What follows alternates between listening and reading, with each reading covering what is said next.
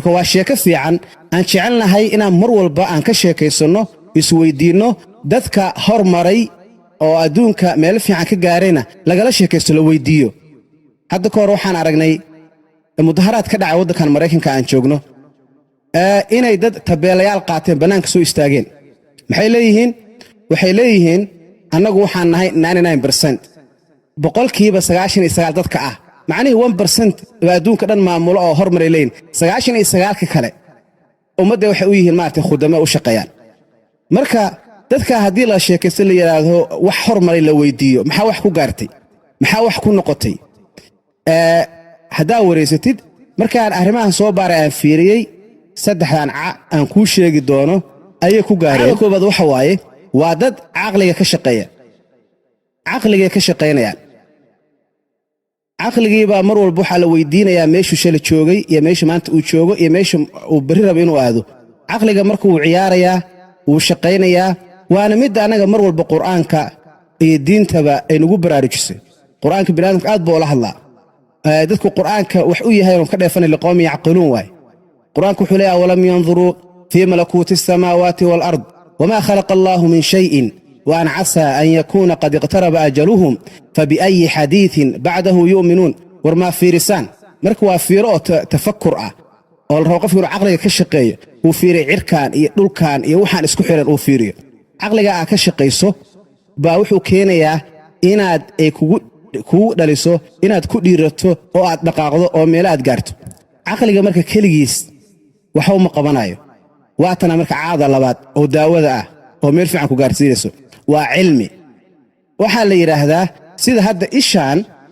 ay iftiinka waxa ugu aragto buu aqliguna cilmiga waxa ugu arkaa hadaa aragto marka inaad meel gaarto oo horumar sare gaarto waa inaad cilmi aad kasbataa cilmiga marka aad kasbanayso midka ugu horeeya waxa weeyaan cilmiga naftaada waxa la yiraahdaa self knowledge ama self awareness qofka inuu naftiisa yaqaan waa inuu aqliga aad ka shaqeynaysid cilmiga aasiisa nafta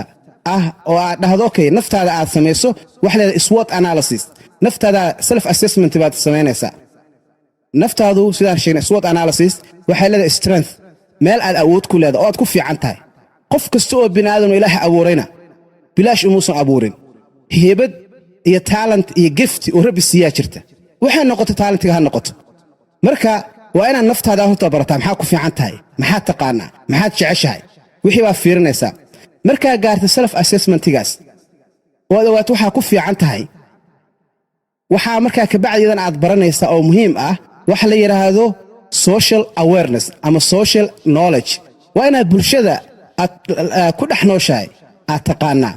ka bilow gurigaada iyo naftaada dadka qaraabada kuwa oo dadka saaxiibada kuwa community-da meesha aad joogtid bulsho ahaan dadka ka dhalatay ama qaran ahaan dadka ku dhaxnooshahay bulshada ku dhaxnooshahay wada walba ha ahaadaan dunida dhinaca Awroba kaga noolaadaan ama wadanka u dhalatay midkood wadankeena Soomaaliya ha ahaado ama wadamo kale hal joogto aad joogtid qofku waxa la rabaa inuu leeyahay waxa la yiraahdo social awareness dadkaas dhaqankooda caadaadkooda taqaaliidooda diintooda waxa ay yihiin in qofka uu barto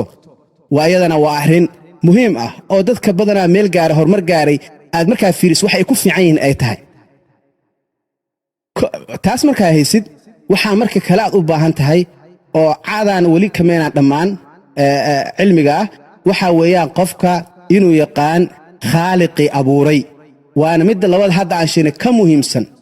inuu ku xiran yahay hawada sare uu ku xiran yahay oo rabbi uu aaminsan yahay waana mid rasuulkeena sallallahu alayhi wasallam la amray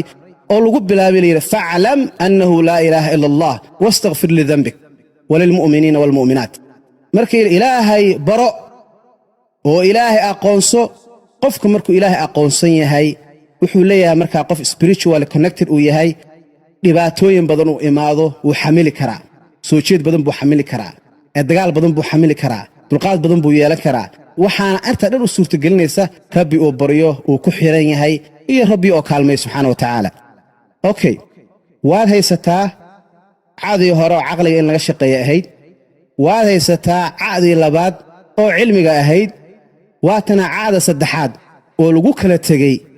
oo ma aragtay midda xiraysa dhilka ah waatana waxa weeyaan camal. qofku wax walba uu barto, wax walba uu ku yaqaano, meel walba uu joogo, intuu iska seexdo uu jiifsado meeshuu rabo ma gaari karo. waa inuu dhaqaaqaa. wixii aad baratay, khibraddii aad yeelatay, wixii aad soo samaysayna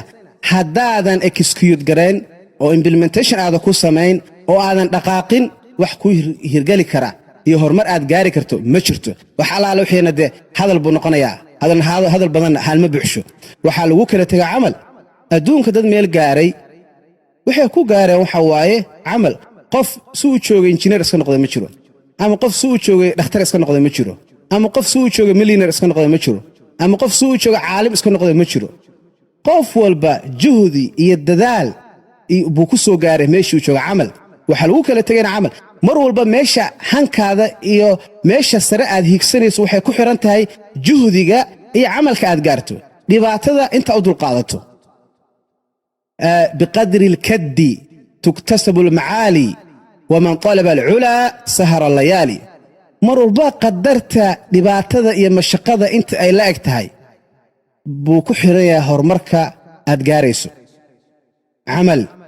dad badan oo adduunka gaaray ama xagga leadershipka hoggaanka ha ka gaaraan, ama xagga education tacliinta ha ka gaaraan, ama xagga maaragtay ganacsi ha ka gaaraan, ama xagga diinta iyo maaragtay ha ka gaaraan acmaalaha kala duwan oo dhan, waxaad arkaysaa inay ka midaysan yihiin xagga camalka oo meeshaas lagu kala tegay. qof walbana waxay ku xiran tahay camalkiisa iyo meesha uu dhigo. waana midda qur-aanka noo sheegayo oo ilaahi subxaana wa tacaala uu leeyahay walikullin darajaatun mima camiluu. mid walba wuxuu leeyahay camalkuu gaaray darajo la eg buu leeyahay. jannada darajaad waxa lagu kala gaaraa qofka camalkiisa. adduunkana sidoo kale qof iyo camalkii, nin iyo kartigiis, gabar iyo kartideed, saas baa lagu kala tegey. waayahay saddexdii caasaasaa ku haysataa.